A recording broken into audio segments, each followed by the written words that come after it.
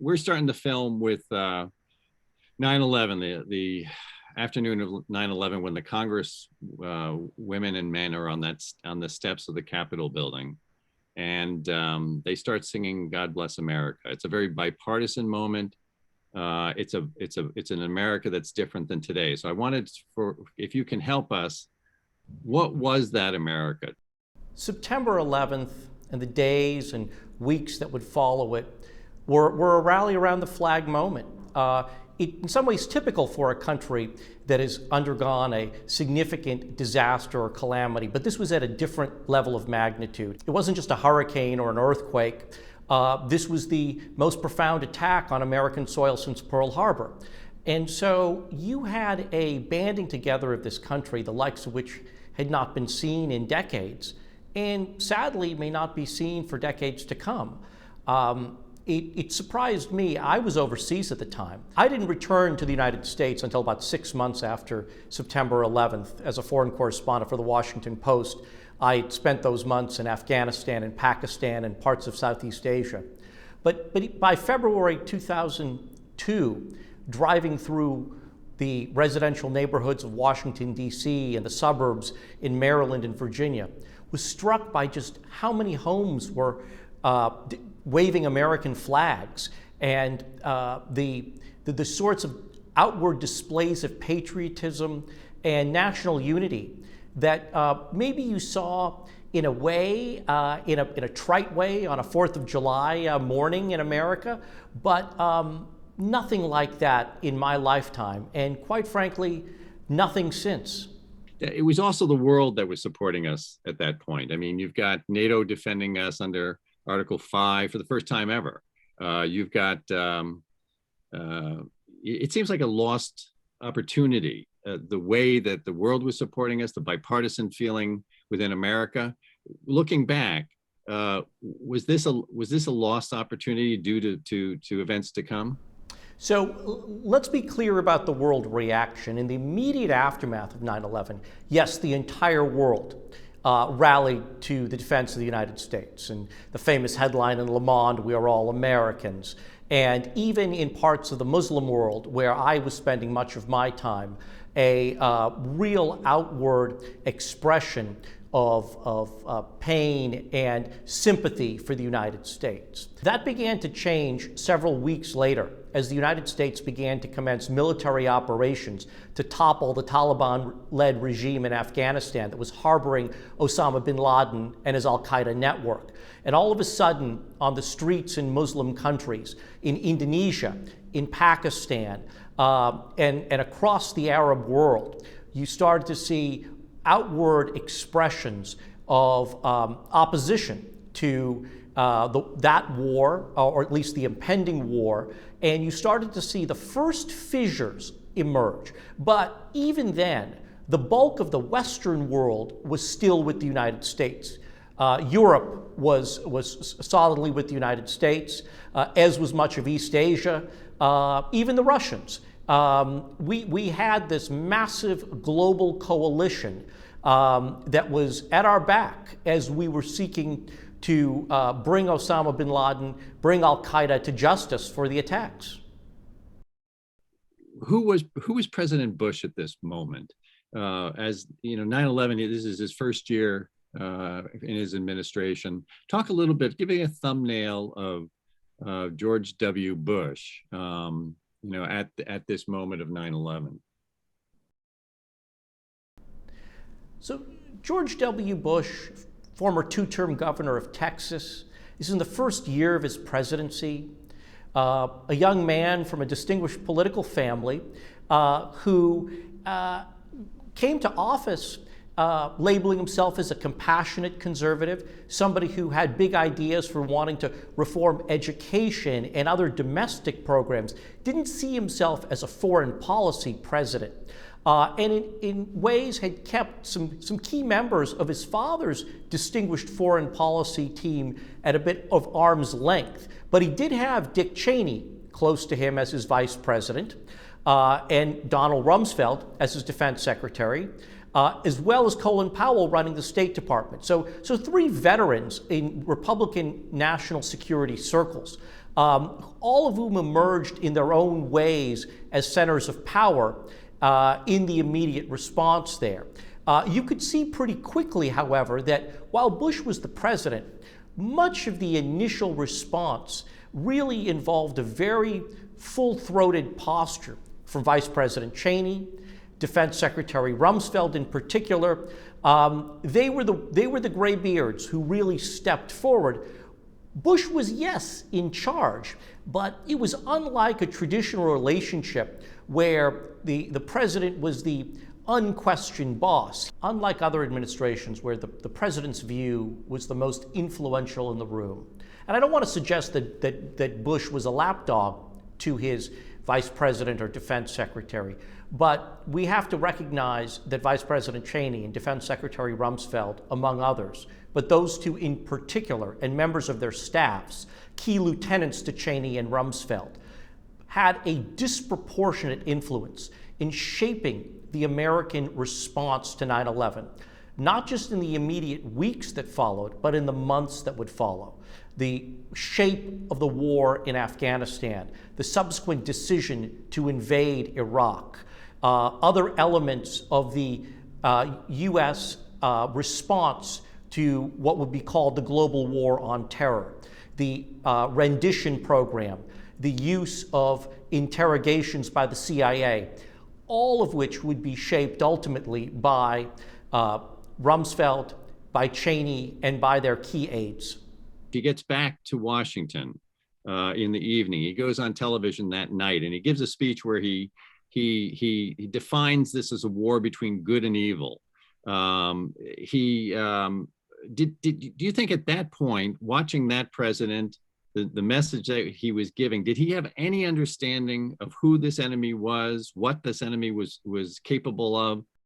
When President Bush speaks to the nation on 9/11, we have to remember that this was the culmination of a day in which the president was in parts very much in a bubble. He was evacuated from Florida. He was on Air Force One, flying around the country. They believed that to be the safest place for him. But in Air Force One, he was cut off from key meetings at the White House. His ability to talk to the nation during the day was impossible, given the technology that then existed for the president on Air Force One. So he gets back to Washington. He's at the White House, and it's still really unclear the extent of the plot against America, whether further plots are still in the works, the degree to which there may have been foreign government support. There are far more unanswered questions than what the intelligence community knows at that point.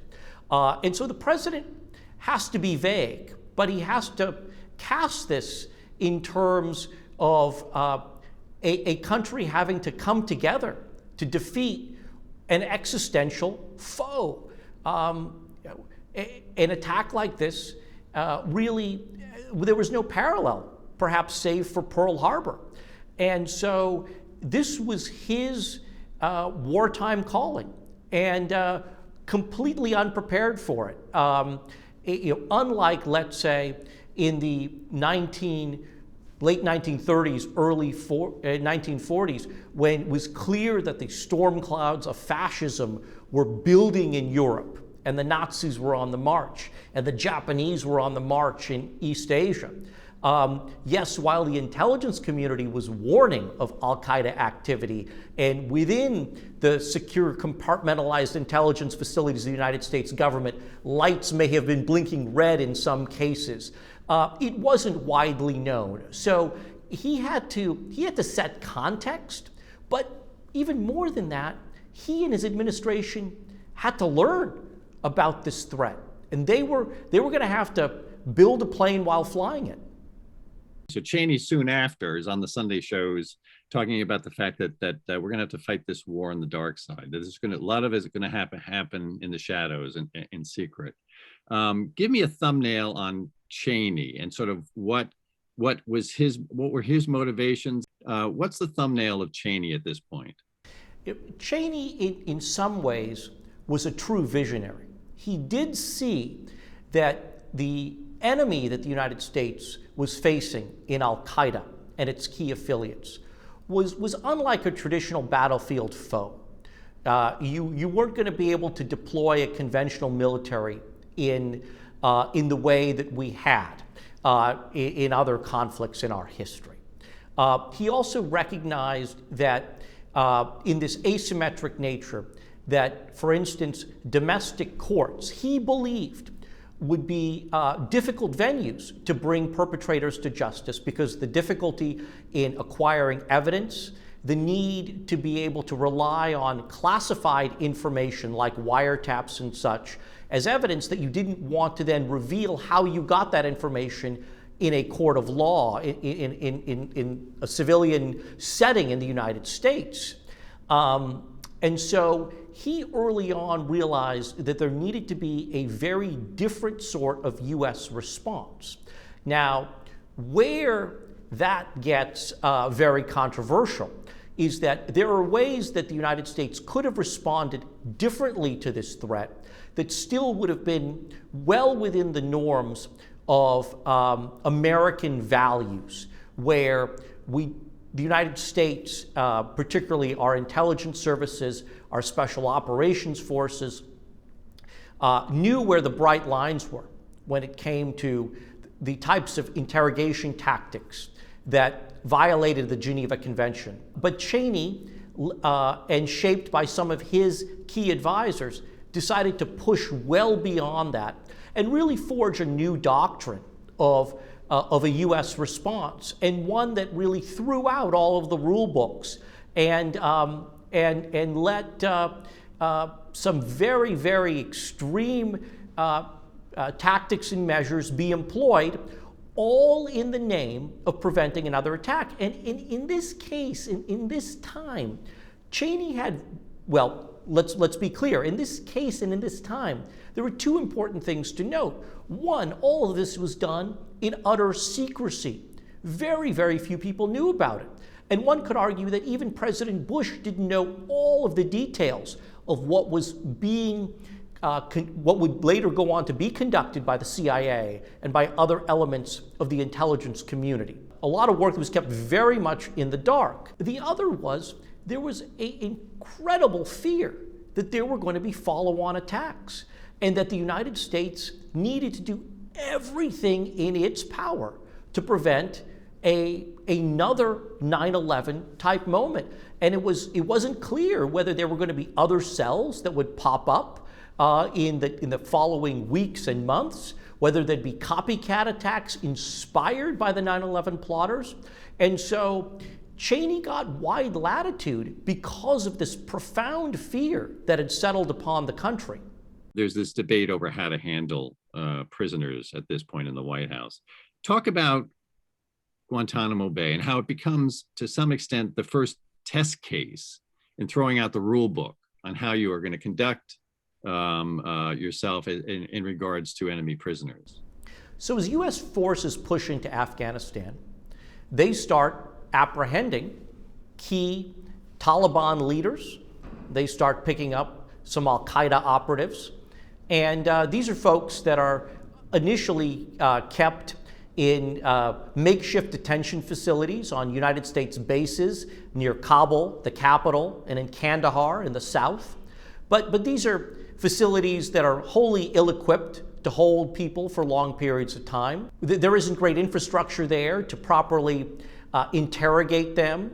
And so at the highest levels of the U.S. government, a big problem emerges. What to do with all of these folks? We can't let them go.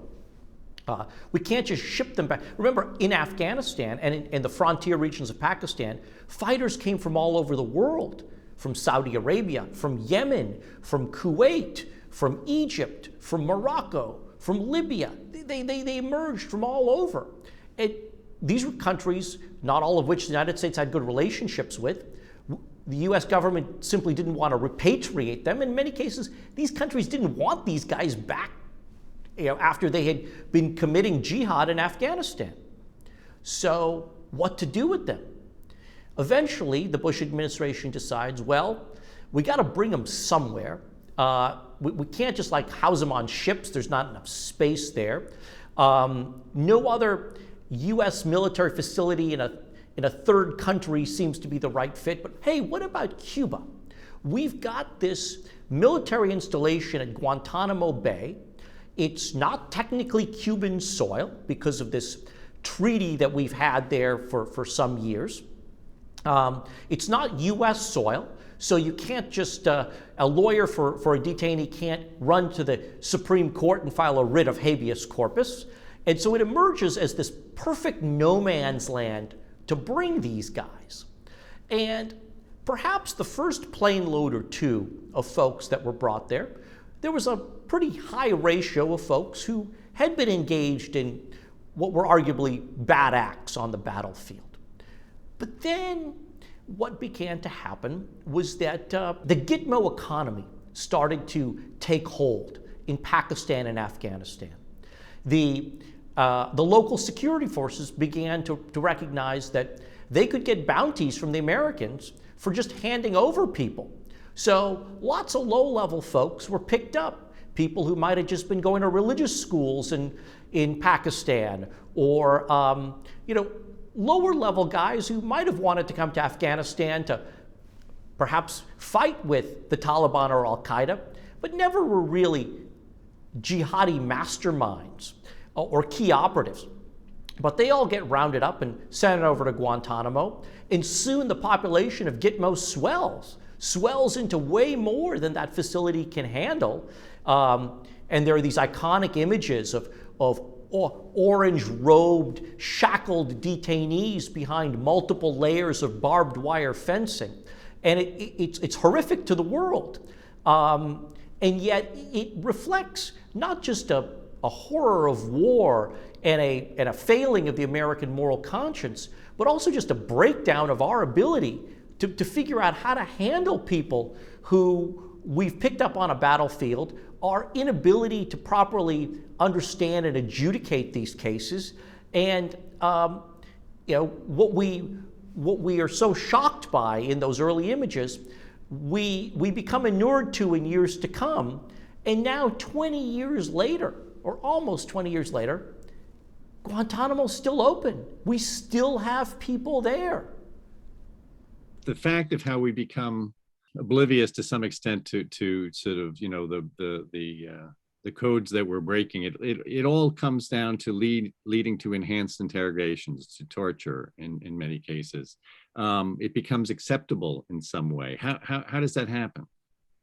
Profound fear of a follow-on attack, of potentially an even bigger attack, perhaps involving a depleted uranium warhead or a biological or chemical weapon, led the United States, and particularly led the CIA with the authority of the White House to embark on a series of methods called enhanced interrogation with a handful of key Al-Qaeda operatives and leaders that were apprehended in the days and weeks and months after 9/11. These were folks who were flown in secret to what were called black site prisons. One was in Thailand, one was in Poland, and in other parts of the world. In these secret facilities where the CIA was intending to interrogate them, those interrogation practices soon crossed a really dark line. Instead of standard practices that might involve lengthy questioning, maybe questioning past a point where somebody gets tired, maybe some slamming on the table, maybe some threats of lengthy detention and potentially capital punishment. These interrogation tactics entered a whole new realm. Some individuals were waterboarded, where a hood's placed over the face and water is poured onto that person's face as they are made to lay backwards to simulate drowning. It's a horrific experience. And Khalid Sheikh Mohammed was not waterboarded just once, but dozens of times, according to records that would later become declassified. And other individuals were subjected to all sorts of conditions, loud music, which on its face sounds innocuous, but when you're subjected to loud noises that go on for 24 hours or longer, prevented from sleeping, being placed in painful and awkward positions. It was an American response that, if it had been known in that immediate aftermath, there might well have been many Americans who said, you know what, 9/11 was a horrible, horrible day, but it doesn't justify us responding in this way. That you can attack us on our soil, you can bring down 2 iconic skyscrapers, you can kill more than 3,000 people in our country, but you can't kill our values. And what the enhanced interrogation program did was it did more to attack American values than anything that was done on the day of 9/11. The inability to catch bin Laden at Tora Bora. What did that say? What did that say about our plans? It seemed that we didn't have really good plans on sort of what we were going to do there, and the fact of when we lost him, we didn't go chasing him. I mean, what was the reality of the ability of our forces to have plans so that they knew how to run this war? And what did Tora Bora and the escape of bin Laden say about that? We went into Afghanistan half-cocked. The Pentagon has plans for invading almost every country on earth sitting on the shelf somewhere. And yeah, sure, there was a plan for the invasion of Afghanistan. It was old. It wasn't all that sophisticated. Now, early on, it looked like we knew what we were doing. We sent in special ops teams, long distances on helicopters. They rode on horseback and worked with local Afghan forces. We dropped these massive bombs called daisy cutters on Taliban troop positions in the northern part of the country, essentially let Afghan forces and helped pave the way for them to take over the capital, Kabul, and push out the Taliban. And then really helped to get other Afghan forces to rise up in different parts of the country and push out the Taliban regime. All that looked good to the outside world. It looked like the Afghans who so detested the Taliban and the Al-Qaeda organization that they were giving aid and comfort to were rising up and claiming their own autonomy. But if the point of all of this was to really go after the guys who had perpetrated 9/11, we didn't do that great of a job of it. We knew that bin Laden was hiding out in Afghanistan. We knew that many key Al-Qaeda leaders were there. Yet we failed to bring on the proper dragnet. And when intelligence reports came through that bin Laden was attempting to flee into the mountainous regions of neighboring Pakistan through the Tora Bora range in eastern Afghanistan, instead of deploying the full range of American assets, the Army's Delta Force, the Navy's SEAL Team 6, other elite units, we left a lot of the pursuit to Afghan tribal forces with some conventional U.S. units as backup, really enabling bin Laden to walk away from Afghanistan scot-free, where he would then get to Pakistan and be able to hide out there for years to come. Let's turn to Iraq. In January of 2002, Bush makes his famous Axis of Evil speech. How does that define the expanding war to come? How does that worry other nations, some of our allies, as we take a step away from the focus on Al-Qaeda in Afghanistan and move to make this a larger war? To this day, the decision to invade Iraq still remains a bit of a mystery because it still doesn't make sense. There was no credible intelligence that Saddam Hussein possessed weapons of mass destruction. And even if he did possess more up-to-date chemical or biological weapons, he had no reliable delivery system to hit the United States or Western Europe, or quite frankly, any target in the broader Middle East. He, yes, was a Sunni Muslim, but was not a guy who was inclined to ally himself with the extremist Salafist philosophy of Osama bin Laden and Al-Qaeda. He presided over a multi-ethnic, multi-sect country. This is not a guy who was going to be the aspiring next leader of Al-Qaeda. And while you could argue that any number of folks around the world who don't like the United States might be able to cobble together some sort of attack on our interests in some part of the world, the decision to focus on Iraq in such a way was a puzzling one. The Iranians had a nuclear program, they claimed, for civilian purposes, but they were making progress in the world of enriching uranium. Iraqis weren't doing that. Their Osirak facility was bombed by the Israelis in the 1980s. The North Koreans clearly have made progress on a nuclear weapon. They had tested them. We knew all about it. But Iraq? And so to some, it looked like unfinished business from his father's administration. To others, it just seemed like a total puzzle.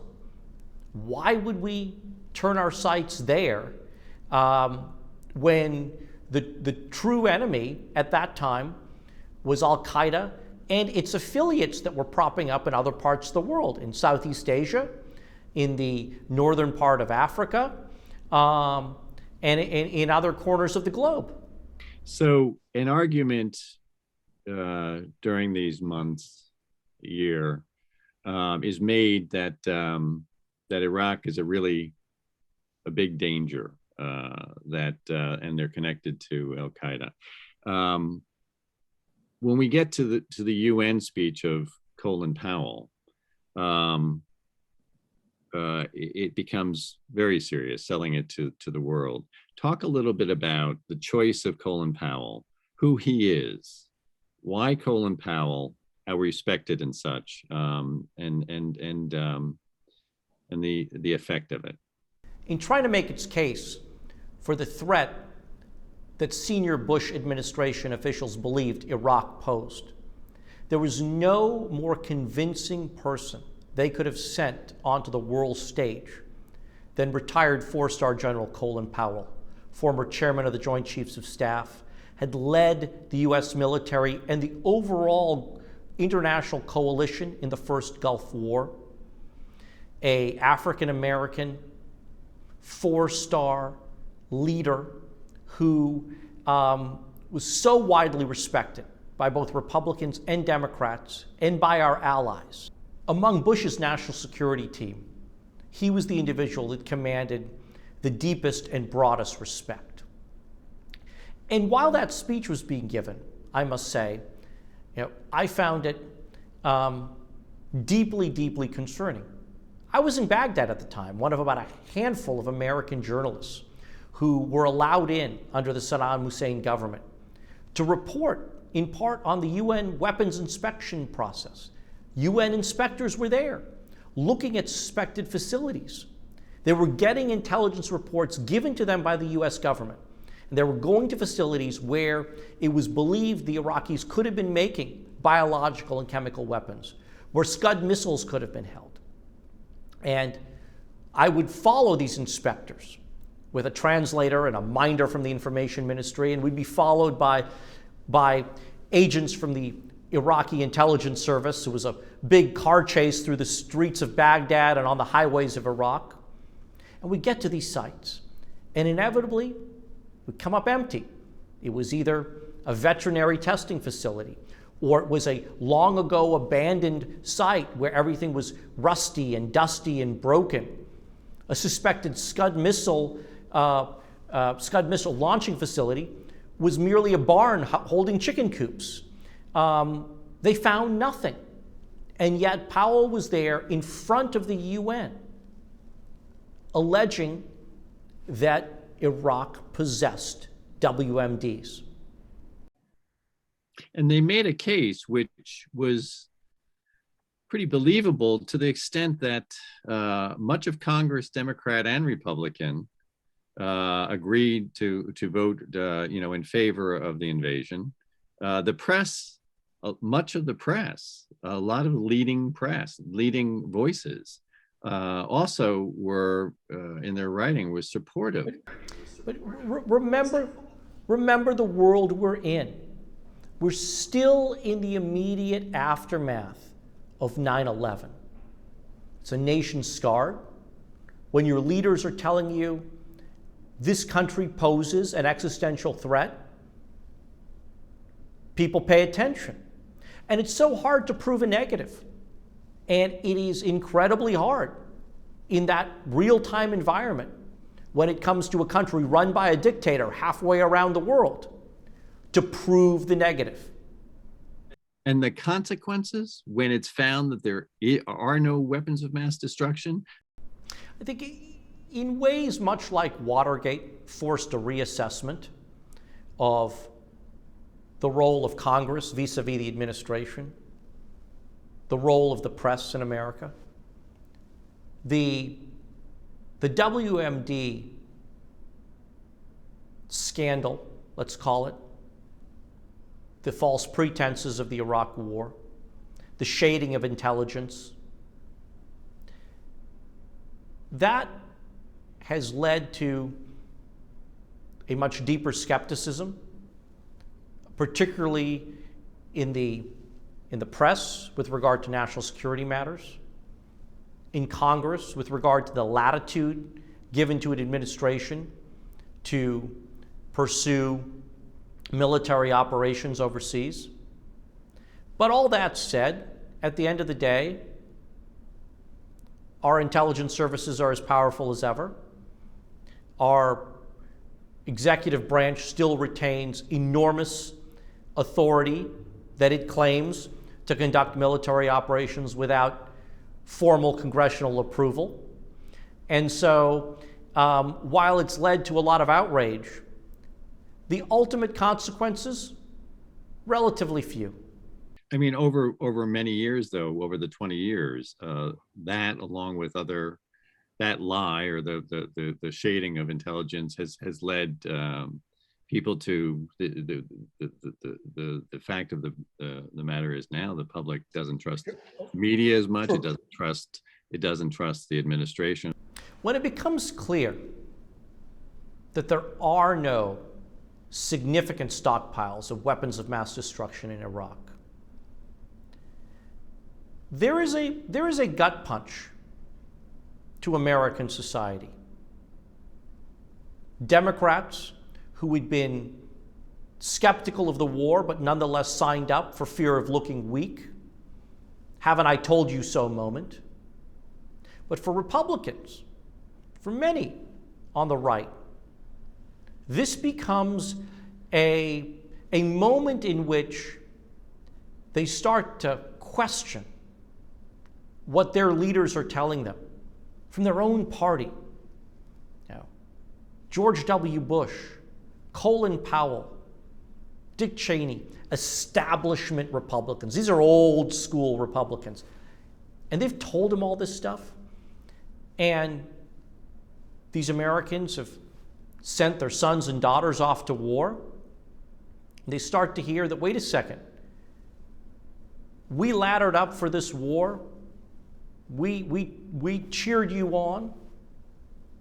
And now you're telling us that the reason you sent our kids to battle is not really the reason, but we still have to be there because we broke it and we have to put it back together. And we're going to bring democracy to that part of the world. We're going to modernize it and do all of this stuff, and it's going to cost billions and billions more dollars. We're going to have to keep sending my kid's unit back to Iraq every other year. It starts to erode a faith in the American system. It starts to lead people to question, what are our leaders telling us? What's their grand plan, and how does this square with, what my life? What's going on here? My kids are going there. They're coming back with post-traumatic stress. They're coming back wounded. They're coming back to an economy that's now in the throes of a recession, that's unable to give them the sort of landing and an opportunity for growth that, let's say, the greatest generation had when they came back from Europe and the Pacific. And it becomes, in some ways, incredibly corrosive. It's a seed that gets planted that starts to kind of grow and fester in many people. Great. Let's hit a couple more points in Iraq. And you're there, of course. You're seeing what on the ground, what's happening, the way people are looking at things. When the Saddam Hussein statue falls, I know you're not there at the site, but you're in Iraq. How is that seen at the time, and how quickly do you understand that the reality is very different? That taking down Saddam is certainly not going to easily lead to a democratic Iraq. I mean, what are you seeing, and what is the reality? What's eminently clear to those of us on the ground in Iraq are those immediate scenes of euphoria, of jubilation, quickly give way to lawlessness. Looting emerges. Buildings are ransacked around the town. Gives way to Iraqi military units disbanding and some chaos ensuing. It gives way to the leadership of the Hussein regime just melting away, hiding out, going to ground. And what becomes very clear is that the business of trying to stabilize this country, trying to forge a new order in a country that is so riven by sect and ethnicity, with long-standing grievances that had been suppressed by brutal force by Saddam Hussein, all now start bubbling to the surface. It becomes clear that the United States is once again wholly unprepared for what it's going to have to do in Iraq. And this in some ways is the second big sin of the WMD debacle. The focus on WMD meant that there was very little attention, no attention paid to what it would take to try to govern and rebuild post-Saddam Hussein Iraq. The plans were never put in place, the people were never selected, the funds were never allocated, nobody had appropriate roles, and so the United States just flails at it. And particularly in those early months, when we still had some degree of goodwill with the Iraqi people, when we had an opportunity to try to stabilize things at a lower cost, we, at every turn, seemed to do the opposite of what was right. How did the invasion, how did the handling of the post-invasion time, how did it all play into bin Laden's hands? As the United States was getting bogged down in Iraq, I suppose bin Laden could only look from his redoubt in the mountainous parts of Pakistan and smile and express some satisfaction. But what was also happening was that the Iraqi insurgency was metastasizing. And the insurgency was largely dominated by Sunni Muslim Arabs, the same sect of Islam that bin Laden belongs to. And while some in the insurgency were just Iraqi nationalists, not extremists, it played into those with more extreme religious views. And the most successful of the insurgent leaders began to use religion and began to use a more extremist rhetoric and a promulgation of extremist ideology as a powerful recruitment and motivation tool for the insurgency. And soon you get an Al-Qaeda affiliate springing up in Iraq, Al-Qaeda in Iraq, led by a Jordanian named Abu Musab al-Zarqawi. And it becomes the most powerful Al-Qaeda affiliate in the world. And its strength grows into the thousands with ample access to munitions because Saddam stored munitions all over the country and funding coming in. And they emerge as the most potent threat to U.S. forces in that country, killing hundreds of U.S. troops. Let's talk quickly about Abu Ghraib because it's such a turning point. What was its effect? How did it fuel the insurgency? How Iraqis that you talked to, how did U.S. soldiers that you talked to see it? To many Iraqis,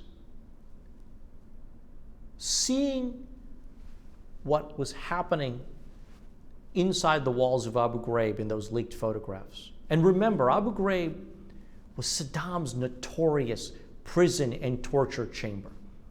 That the Americans had taken this place over. And that the Americans were treating people worse than they could imagine that Saddam did. Gave lie to the claims that American officials were making to them on a daily basis, that they were here to make their country better, that they were respecting the Iraqi people, that they were trying to promote peace and security. And perhaps more than anything else in that first year, it fueled the growth of the insurgency.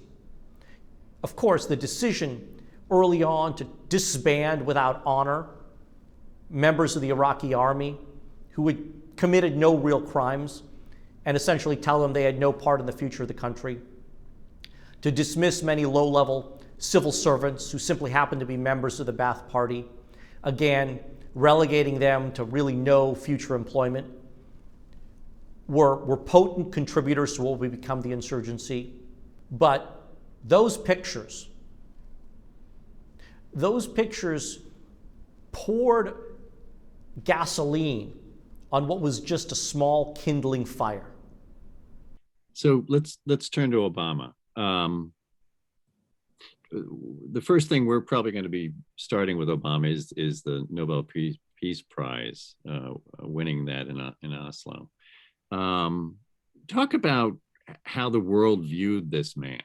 Did he understand that he was between a rock and a hard place in some ways, that he's getting a prize before he deserves it? He knows what the expectations are, but he makes a speech which describes his war doctrine, actually, as, I guess, sort of a way to sort of define the fact of who he will be. Talk a little bit about that Nobel Peace Prize and what is important to take away from sort of what he said. Obama was clear as a candidate. The U.S. was in the throes of fighting two wars. He had very early on broken ranks from much of his own party by opposing the invasion of Iraq. It gave him great credibility among some Democrats in his lengthy primary fight in 2008 against Hillary Clinton.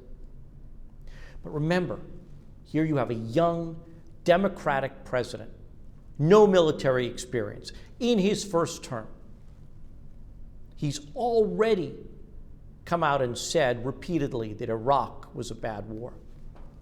He's got 2 wars on his shoulders. He's got the conflict in Afghanistan and the conflict in Iraq. He can't be against both. So he has to pick. And so for him, Afghanistan becomes the good war, the war he's got to salvage and turn around, because that's the war that he argues was connected to 9/11. Iraq was a war that was commenced under a pretext that turns out not to have been accurate. It's a war that's got to end. Despite what the military claims are gains on the battlefield from its troop surge, Obama does not view it as fundamentally altering the dynamics in the country, and he's right. And so he makes it very clear, and he puts his vice president, Joe Biden, in charge of figuring out the drawdown. But he's going to be pulling American forces out of that country. Now, the speed at which he pulls out, the decision not to leave a follow-on force, then becomes the subject of much controversy. Because the Syrian civil war starts to spill into neighboring Iraq. And you start to get the growth of ISIS and its essential commingling with the Iraqi insurgency. There'll be debate for years to come. Could a small U.S. troop presence have kept some of that at bay? But the historical record will also show that the Iraqi government wasn't willing to provide the U.S. with the necessary accommodations and protections that would have been required to have maintained that troop presence. Because the Iraqis wanted the Americans out in many ways just as much as the Americans wanted to leave. In Afghanistan, this is the good war. What are his initial hopes, and what does he really find the reality is in Afghanistan? To Obama, Afghanistan is the good war. And while he's campaigning for president, what he comes to understand is that the U.S. commanders on the ground believe that we need an additional combat brigade of troops or 2, perhaps 10,000, 15,000 more troops. That's it.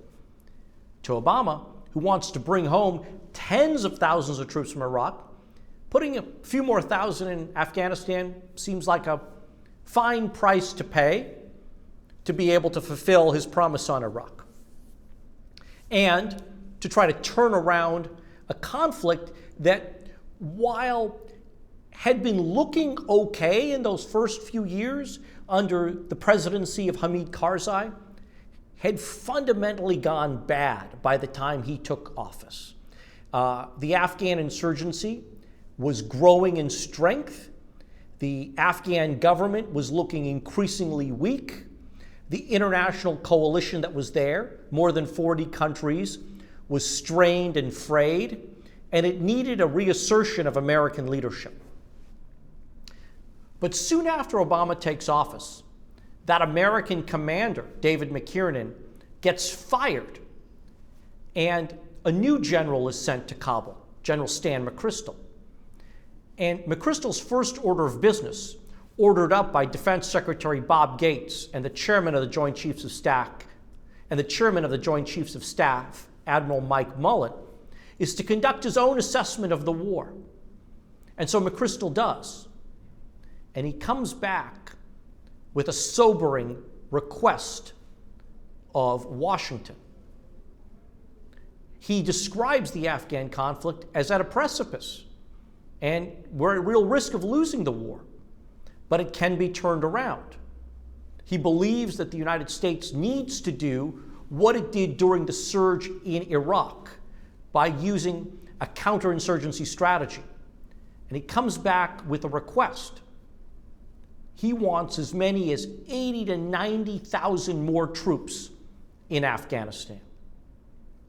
Now, this is something the White House wasn't expecting. It was a huge request. Obama feels boxed in by what the military's asking him for. He doesn't want to give them everything they're asking for, but he can't lowball them. So he comes up with a compromise. He's going to send 30,000 additional troops, way more than he wants. But he puts a deadline on it. He says, this surge is only going to last for 18 months, at which point they come home. This is intended by Obama to prevent his surge from turning into a long, drawn-out, additional American troop presence that consumes his first term and perhaps his second term. To the military, by putting a time certain on it, they feel it emboldens their opponents, that the Taliban now know they just have 18 months to wait it out. What the Obama White House believes is that the military now has time to train up Afghan forces. Get your act together, people. Fundamental difference of views. But Obama, in his heart of hearts, doesn't want to be the wartime president that George W. Bush is.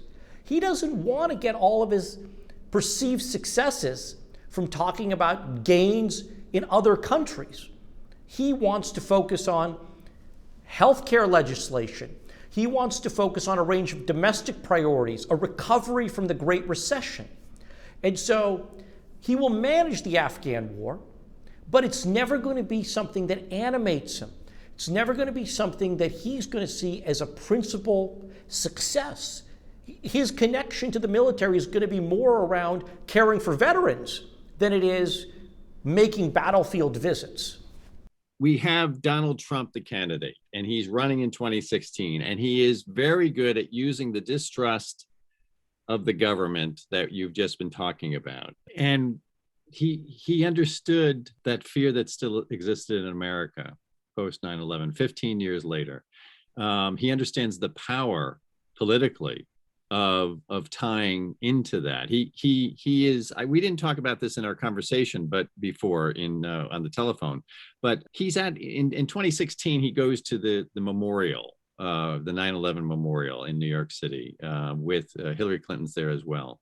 I don't know if you remember that, but he presents himself as the man with a different worldview, the post 9/11 worldview than the other candidates.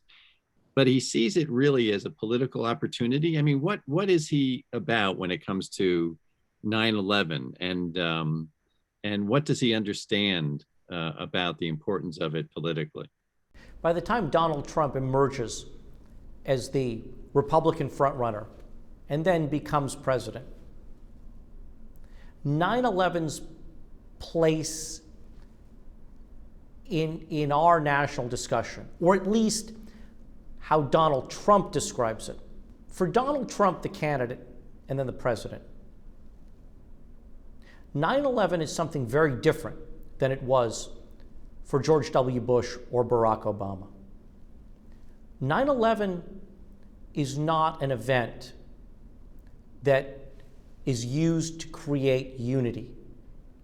It's not an awful, awful moment that calls on us to come together. 9/11 for Donald Trump becomes a wedge issue. It becomes something he can exploit to further division and distrust in our society. What was Trump's approach to Afghanistan, to the global war on terror? I mean, when he comes into office, what's the doctrine that he comes prepared with on how to deal with the wars? Trump didn't have a doctrine. When he came in, he had no clear worldview on what to do about Afghanistan other than to want to end the war. He wasn't a student of any of this stuff. And in the initial years of the Trump presidency, there was just a continued muddle along approach with some further reductions of U.S. forces. But then Trump does something that, quite frankly, you'd never expected a Republican president to do, but is perfectly in keeping with Donald Trump, which is to commence negotiations with the Taliban to facilitate a U.S. troop withdrawal. This is something that the George W. Bush White House never would have countenanced. And even Obama, though he had some advisors who favored doing so, never took that explicit step, given the political volatility of it. But for Trump, nothing was off limits. Nothing was sacrosanct. And while those who follow Afghanistan closely will tell you, and while it is true that the U.S. is never going to ever fight its way out of Afghanistan, there's no way to stabilize that country in any meaningful period of time with continued military force, that the best case scenario does involve a negotiated settlement. It was surprising to see Trump move in that direction, but also reflective of how far our country has come since 9/11. That Trump felt confident he could sell his Republican base on essentially handing over the keys to the Taliban. And after the election, he claims that that he won the election, that the election had been stolen from him. And he has been telling his followers that they have to defend their country. And on January 6th, these folks that believe in him, that believe that their country has been taken away from them, that this election was stolen, because that's what their president says, they attack the Capitol building. How did we get here? How did this ever happen in the United States of America? And how was everything that had happened for the 20 years before sort of led us to this point? All the decisions by three presidents. How do we end up with January 6th? In part, the events of January 6th, 2021 were a culmination of the many failures by our senior-most leaders and others in the U.S. government in the years since the singing of God Bless America on 9/11. How a moment of unity could fray so deeply by a series of fundamental miscalculations, poor judgment, failure to be honest with the American people, the untold cost imposed on American society of those decisions. It all came home to roost. And perhaps most shocking on that day were the great number of individuals who had served in the U.S. military, who would raise their right hand and pledge to support and defend the Constitution of the United States against enemies, foreign and domestic. Or let me just put it, who would raise the right hand and pledge to support and defend the Constitution of the United States. And who had served, in many cases, in Iraq and Afghanistan. For a Republican president, for a Democratic president, now coming back home, being part of this mob.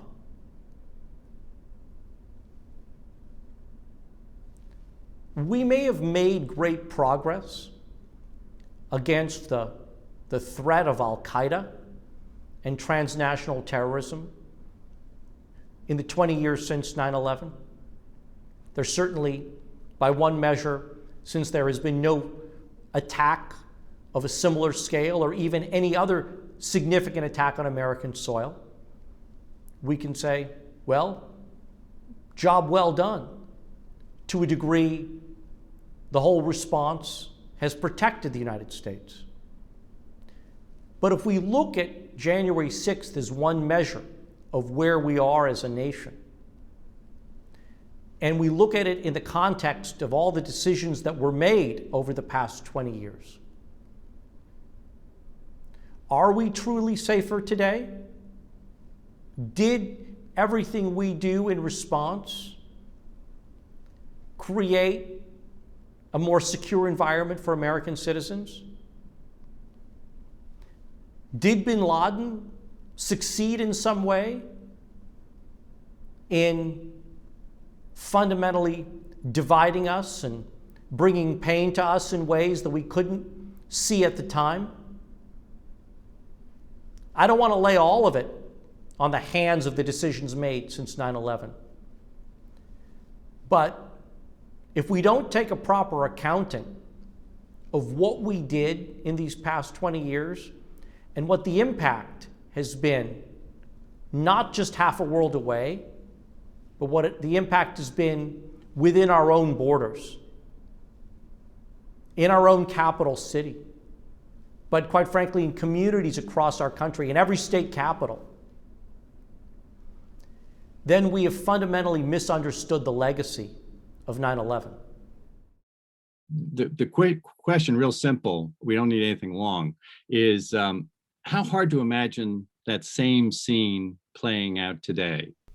20 years on from 9/11, it is almost impossible to imagine that sort of scene occurring today, with members from both sides of the aisle coming together in song, putting country over party at a moment of crisis.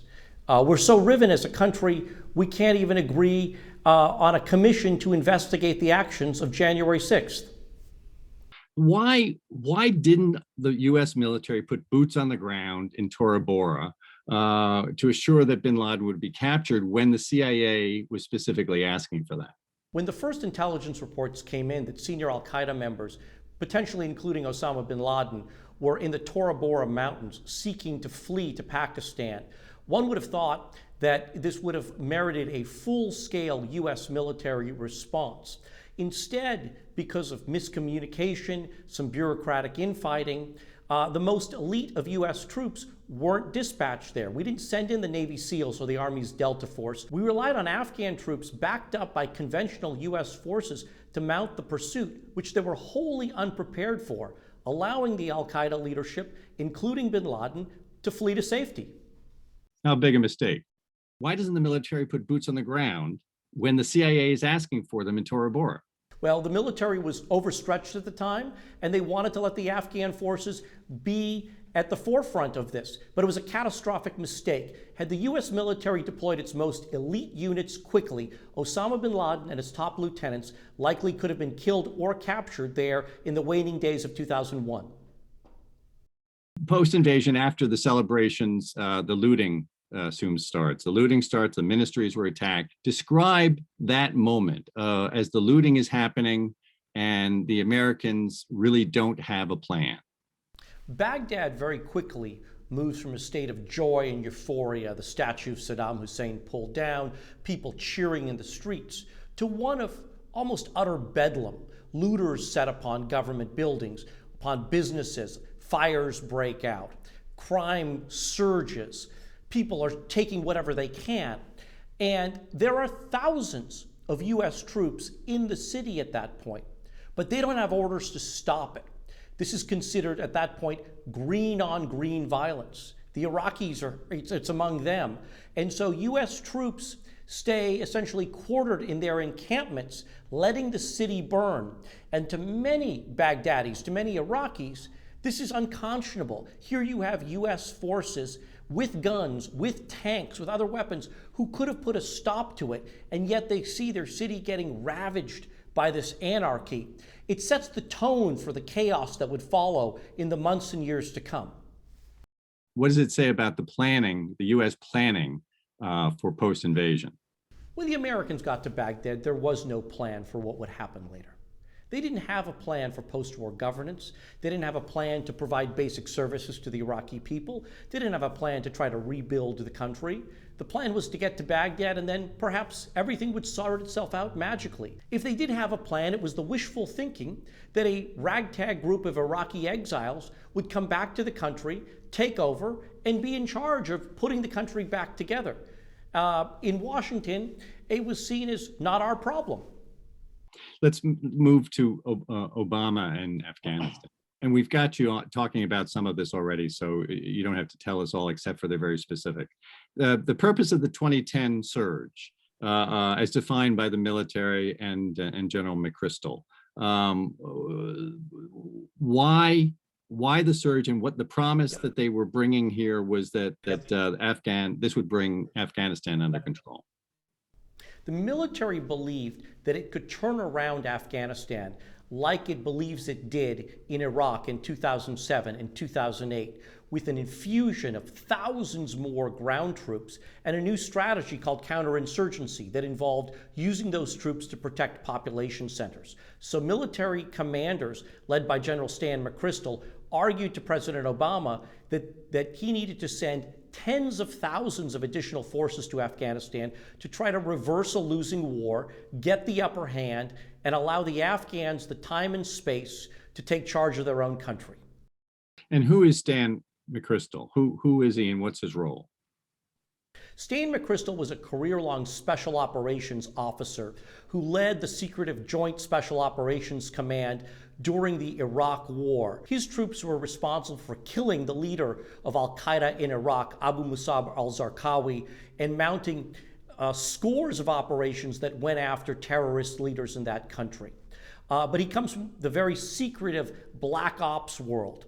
And he was sent to Afghanistan by the chairman of the Joint Chiefs of Staff, Admiral Mike Mullen, and Defense Secretary Bob Gates, with orders to take a fresh look at Afghanistan and see what needs to be done to turn around the war. But at the point that the surge has been approved, we've covered that and sort of the debate with Obama and his reluctance.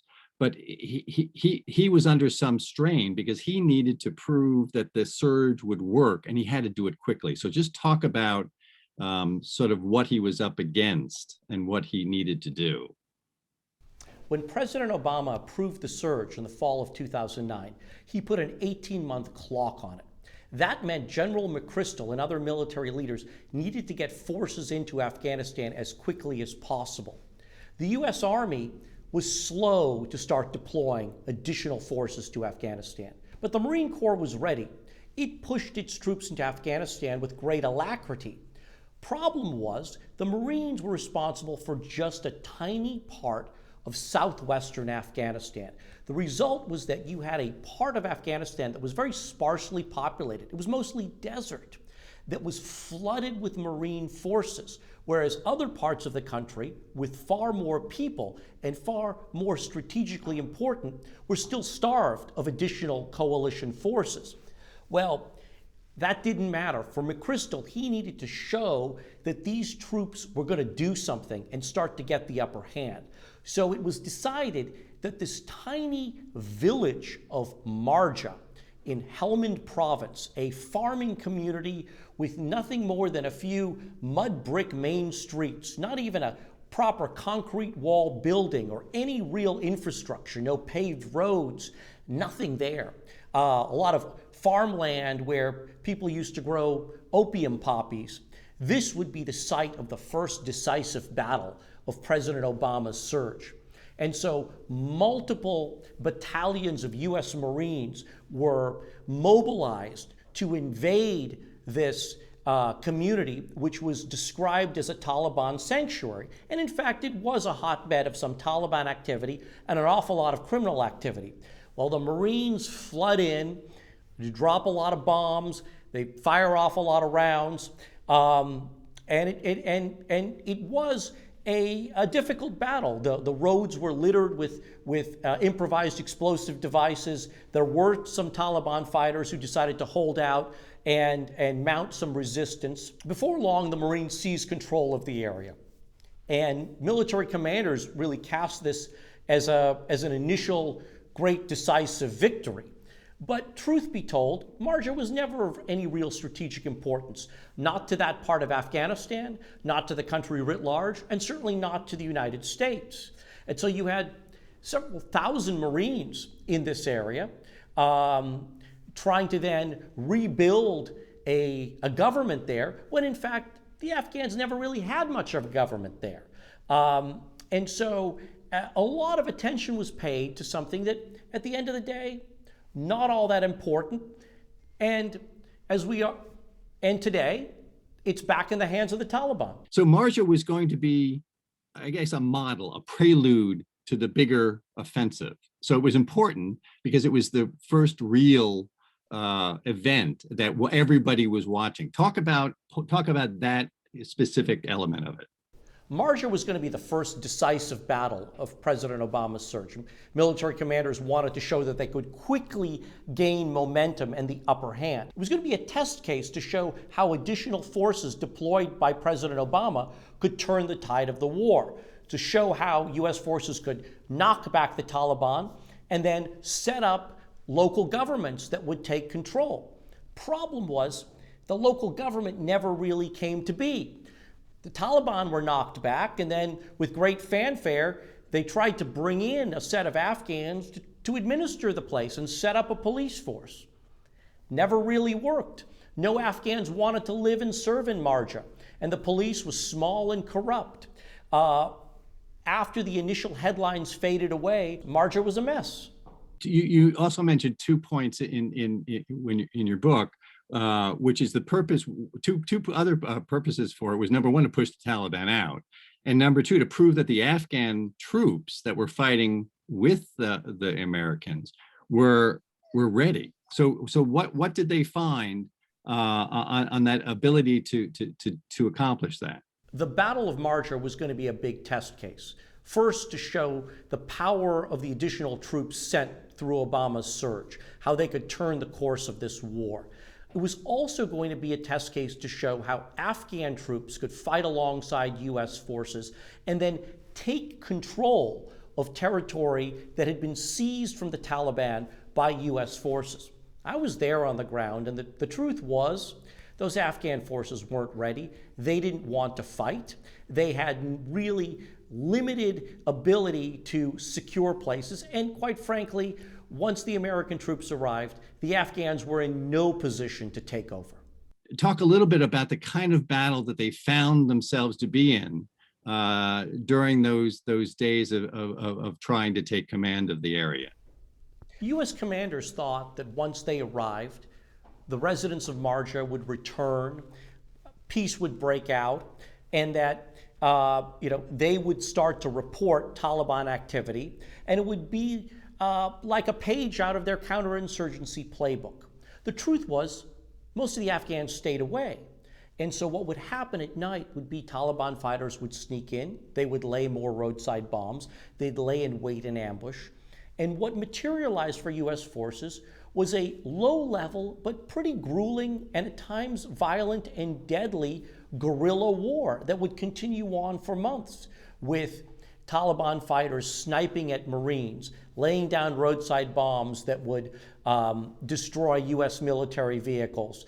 It wasn't the breakout of peace that was hoped, even though Marines had nominally, taken control of the area and hoisted the Marine flag and the Afghan flag on forward operating bases in the village. So a turning point? Marjah brings the challenges of Afghanistan into much starker focus in the White House. What was thought to be a war that could be turned around with some additional troops, with additional civilian reconstruction personnel, with more diplomats and more aid dollars, really starts to look like it's fundamentally unwinnable. Marjah shows just how woefully unprepared, unable the Afghan government is to take the baton from the United States. It becomes this moment where the war starts to fundamentally look unwinnable. How is it that Obama, like Bush, finds themselves in a quagmire in Afghanistan that they just cannot pull themselves out of? What, why is that about this situation? It's much easier to get in wars than it is to get out of them. And Obama felt like he had no choice but to double down in Afghanistan after campaigning on Iraq being the bad war and the war he was going to end. But when Obama was a candidate, it looked as if the Afghan war could be turned around, and could be turned around with a limited number of troops. What Obama starts to learn, and he's not learning this through the extensive discussions happening in the Situation Room over the troop surge, he's learning this once those troops arrive. They're starting to see that actually additional forces won't make that much of a difference because there's simply nobody to hand the baton over to. There's nobody to take over. There are no Afghan troops. There are no Afghan police forces that are competent. There's no Afghan civil administration. But he's already committed all of these troops. And so the challenge for President Obama is unwinding this war without looking like the United States is surrendering. And so he has to slow walk this, pull troops out steadily, yet not look like he's giving up on the entire experiment. And that requires additional hundreds of billions of dollars of reconstruction and security assistance. It requires a large continued presence of U.S. troops with a mission of trying to build up Afghan security forces, but the private recognition that it's going to be a long shot mission, and a mission that, quite frankly, is going to have very little chance of success. We'll switch over to a few questions on Trump. What was his view coming in? What did he try to do? Why couldn't he get out of Afghanistan either? The irony is, in one way, Trump might have been more right on Afghanistan than his predecessors, in his belief that the only way you were going to end the Afghan war was through a negotiated settlement with the Taliban. And so Trump, the master deal maker, wanted the United States to negotiate with the Taliban and did commence negotiations. The problem was he was negotiating from a poor position. He was negotiating from a position of already making moves to withdraw U.S. forces, starting to negotiate at a time when American influence was at an all-time low in Afghanistan. Had we began the negotiations years earlier, we could have struck a much better deal for all involved, for us, for the Afghan people, for the Afghan government, for Afghanistan's neighbors. But by the time Trump got around to wanting to do this, and did so in such a half-hearted, ill-informed way, there was no way this was going to lead to any sort of productive outcome for anybody but the Taliban. Sum up Trump on Iraq for us as well. I mean, his view on in Iraq. For Trump, Iraq was the land between ISIS and Iran. And he looked at ISIS and said, you know, that was a conflict I won, even though all the groundwork was laid there by the previous administration. And his precipitous withdrawal has meant that ISIS is still not fully vanquished in disputed territory in Syria. And at the same time, he wanted to take a much tougher line with Iran. For him, Iraq really wasn't a country to which he paid a lot of attention to. And the result was? His lack of attention to Iraq meant that Iran, the country he cared the most about, was able to expand its influence steadily in Iraq. Iraq today is merely a satellite nation of Iran. Tehran has far more influence in Baghdad today than Washington does. Trump also inherits the Obama kill list strategy. You take the heads off the beast and you kill it. he was very proud, and he boasted about getting Baghdadi, al-Baghdadi. Again, in a similar fashion to what how that worked for Obama. How successful was that strategy that Trump was pursuing? While in public, Trump was endlessly critical of Obama's foreign policy decisions, in private, there was a quiet continuation of his tactics. Trump kept on with the kill list. And did it, in the success or lack of success of that strategy was? Trump had a handful of successes. Abu Bakr al-Baghdadi, the ISIS leader, was killed under his watch. He went after Qasem al-Soleimani, the leader of the Iranian Revolutionary Guard Corps, in a very controversial missile attack in Baghdad. In some ways, it was like the Obama administration. Senior leaders on the kill list did get targeted, and it did degrade many of their networks, particularly ISIS. But in other cases, other figures came in to replace them. It continued the Sisyphean battle that the United States has waged against terrorist organizations since 9/11. Were these tactics the way to win these wars?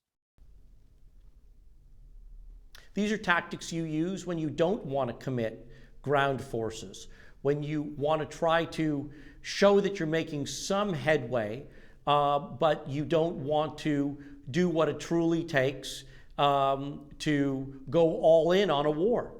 So now we're in the Biden years. 20 years on, the significance that that policy focus right now is on domestic terrorism as a result of the January 6 attacks. What's the significance of that? The 6th of January was a watershed moment, much like September 11th, 20 years earlier was. The United States caught flat-footed. On 9/11, the intelligence community caught flat-footed by transnational terrorists, by the extent to which al-Qaeda could plan and mount an attack on U.S. soil. On January 6th, it was on a domestic capacity. Our domestic intelligence apparatus, the FBI and others, local law enforcement, caught flat-footed by the ability and the planning and the financing of extremists in the United States to mount a full-on violent siege of the U.S. Capitol. Also, the significance of Biden's decision to pull out of Afghanistan, following through with the agreement that was made by President Trump, but by pushing the date. What is the significance of agreeing to move forward with pulling out all troops, and sort of the significance of doing so even with the realization that there's a very good chance the Taliban could take the country over again? Biden wants it both ways. He wants to be the president who finally ends the Afghan war, having pulled out the last U.S. combat forces before the 20th anniversary of 9/11. Finally, it's over. But it's inevitable that Afghanistan is going to backslide into chaos. The Taliban will retake much of the country. Violence will ensue. The rights of women and girls will be attenuated. Criminal syndicates will reemerge. But the lesson learned from all of this then is what? I mean, the fact that 20 years on, the Taliban is still here and a powerful force in Afghanistan. What's the lesson here? Where did we go wrong? The lesson in all of this is that we simply don't understand the world. We didn't understand the country of Afghanistan, the people, the culture, the religion, the tribes, the various warring factions, and significantly, who the Taliban are. We thought we could beat them back, just like foreign powers before us, the Russians, the British. The truth is, if you want to try to remake a country, if you want to try to truly restructure a society, one that was so beaten back like Afghanistan, in some ways so deprived, where illiteracy rates reach 90% in places, where they lack basic health care services and basic infrastructure. This would have had to have been a multi-generational effort on the part of the United States, one that would involve thousands and thousands of American troops and civilians and trillions of dollars. And quite frankly, would that have been in our national interest? We thought we could do this on the cheap. We thought we could go in with a light footprint in 2001. We thought we could keep a few more thousand there in the years that followed. The military thought it could surge in troops and turn things around. The Obama White House thought it could spend hundreds of billions of dollars to reconstruct and train Afghans. Trump thought he could negotiate his way out of it. But the truth is, none of that really mattered. We couldn't do it because we lacked the patience. We lacked the willingness to invest over time. But even if we had the patience, even if we wanted to, question is, would this have ever been a good use of our resources, of our dollars, and of our American lives?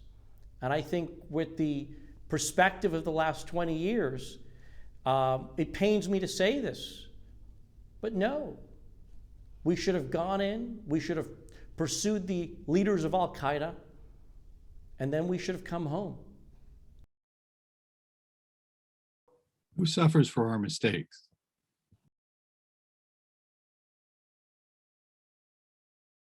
I mean, the costs of these 20 years of war have been enormous. Let's put aside the trillions of dollars that have been expended. Let's consider the thousands upon thousands of military personnel, some of whom came home in coffins, others with grievous injuries, physical and mental. Now let's add on the untold scores of Iraqis. Now let's add on the untold scores of Afghans who've lost their lives, their livelihoods destroyed, their ways of life upended. And those who thought, perhaps naively, that we were there for good, that we were going to change things, now only to face yet another uncertain future, not knowing who's going to run the country, not knowing whether their villages and towns are going to be safe and secure. Everybody loses in this. And then lastly, it's sort of another way to ask it, I guess, is what have we really accomplished in these 20 years? And has anything good come out of this at all? Think back. I'm going to say something else before I get there. Sure. Let's imagine Japan in the 1960s or Western Europe in the mid-60s, 20 years on from Pearl Harbor, 20 years on from D-Day. Thriving societies, engaged with the United States, part of the international community of nations. 20 years on, how does Afghanistan feel? How does Iraq feel? It's a painful thought to contemplate. In those 20 years, however, there has been some good. Our military is a more polished, sophisticated fighting force. Our intelligence community is smarter and better organized. There have been people who have managed to find success in Iraq, in Afghanistan. Thousands of girls have had a chance to get educated in Afghanistan. There are people who've been able to build new lives for themselves in relative freedom in Iraq, oppressed members of the Shiite minority, for instance. But it's come at the cost of a lot of lives, of a lot of money, a lot of shattered hopes, and of America's place in the world. Oh, so what do you mean by by America's place in the world. Do we seem like a stronger country 20 years after 9/11? Iraq, Afghanistan punctured a myth of invincibility of U.S. military might. Villagers with roadside bombs could take down mine-resistant vehicles. We may still be the largest economy in the world, but we've sunk deeper into debt to fight these conflicts. We've frayed alliances. We had a moment when the world was at our side. And yet through our actions over 2 decades, we squandered that capital and then some.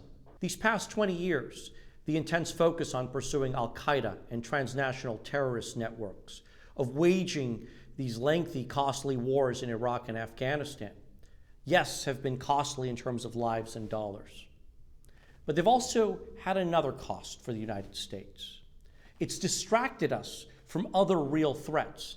It's distracted us from being more fully prepared for cyber warfare. It's distracted us from dealing with the threats of Russia.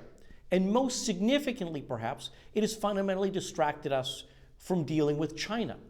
We've allowed our adversaries to gain strength, to outmaneuver us in ways as we've been caught up in these other conflicts. These are the true threats of the next 2 decades, and ones that we are woefully behind in trying to address.